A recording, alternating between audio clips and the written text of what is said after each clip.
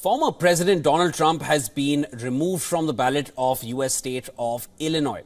Now, Trump's campaign spokesperson has described the ruling as unconstitutional, while adding that they will appeal against the ruling as soon as possible. Now, the latest ruling adds to the list of allegations that the Republican frontrunner is facing for overturning the 2020 presidential election. The judge cited Section 3 of the 14th Amendment while removing Trump. It bars from public office anyone who took an oath to support the U.S. Constitution and then has engaged in insurrection or rebellion against the same, or given aid or comforted enemies thereof. However, the U.S. Supreme Court has agreed to hear his claim of immunity from criminal prosecution. The U.S. top court has scheduled the date of argument during the week of April 22nd, while adding that Trump's trial on the same charges will remain on hold for now. Earlier, Trump was scheduled to go on trial for election interference on the 4th of March.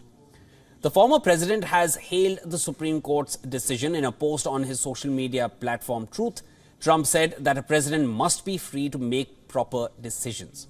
The Supreme Court says the arguments will aim to address a single question, and that is whether, and if so, to what extent, does a former president enjoy presidential immunity from criminal prosecution for conduct alleged to involve official acts during his tenure in office. Now, earlier, a three-judge appeals court bench ruled that Trump has no immunity from prosecution as a former president. The bench held that Trump's immunity claim is unsupported by precedent, history, or the text and structure of the Constitution. The ruling was a major legal setback for Trump.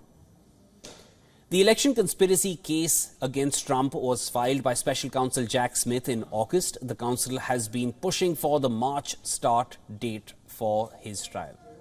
On the other hand, Trump's lawyers have repeatedly tried to delay the trial until after the November elections, as there's a chance that Trump could drop all the federal cases against him if he was to win the 2024 presidential race.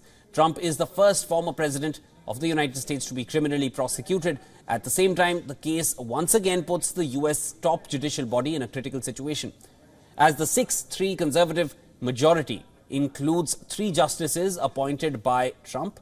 The Supreme Court also is due to issue a ruling on whether to overturn a judicial decision from Colorado's Supreme Court that bars Trump from the state's Republican primary ballot.